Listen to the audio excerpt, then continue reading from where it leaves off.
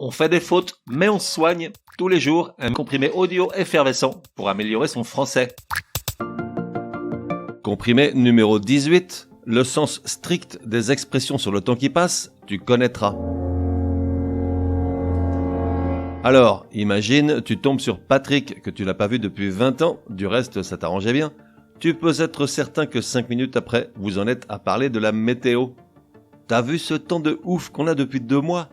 M'en parle pas, c'était pas comme ça jadis. T'as raison, naguère on avait de vrais hivers. Alors, parlons-en de ces temps reculés, car si question météo on est fortiche. En revanche, dès lors qu'on se réfère au sens strict des expressions qui marquent le temps qui passe, on est souvent dans les choux, surtout Patrick. Prenons le cas de jadis et naguère, deux expressions qui, avec le temps justement, ont vu leurs différences pratiquement estompées et sont souvent employées à tort et à travers.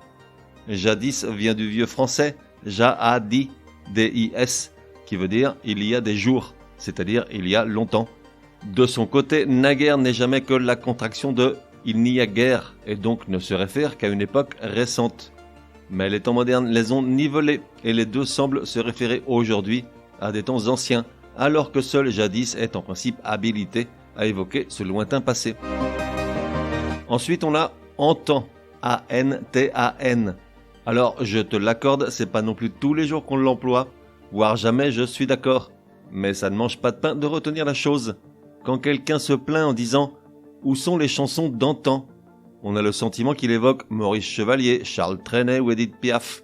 Or, antan vient du latin ante annum, qui veut dire en gros l'année dernière. Or, désolé, l'année dernière c'était la fête à Neuneu avec Aya Nakamura, je doute que quiconque la regrette. Néanmoins, aujourd'hui, antan, comme référent temporel très lointain, est passé dans le langage courant. Enfin, on a le mot lustre. Alors, pas celui qui brille de 1000 feux dans le salon de Patrick, mais ce mot qui vient du latin lustrum, une sorte de sacrifice expiatoire qui se pratiquait à Rome tous les 5 ans. Aujourd'hui, un lustre, c'est juste ça, une période de 5 ans, comme un quinquennat.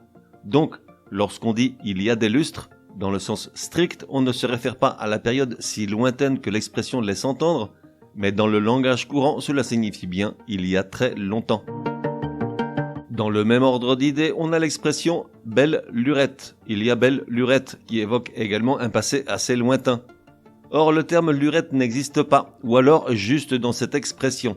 Il n'est jamais qu'une déformation du mot « heurette », soit une petite heure dans certaines régions françaises, comme la Bourgogne au XIXe siècle. Donc, au sens strict, « il y a belle lurette » ne se réfère qu'à quelques heures auparavant. Mais dans le langage courant, elle évoque un passé lointain. Résumé du comprimé numéro 18.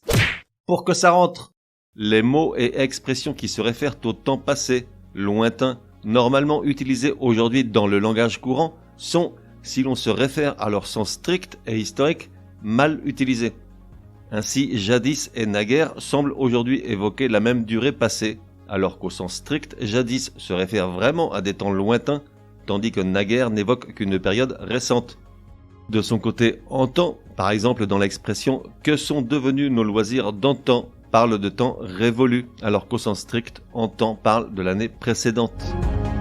Quant à dire « il y a des lustres » qui au singulier est une période de 5 ans, au pluriel elle évoque bien une longue période. On fait des fautes mais on se soigne, te donne rendez-vous demain pour un nouveau comprimé super fastoche. N'oublie pas de t'abonner au podcast pour ne laisser passer aucun comprimé. Et si tu es de bonne humeur, merci de laisser un chouette commentaire, certaines applis de podcast le permettent.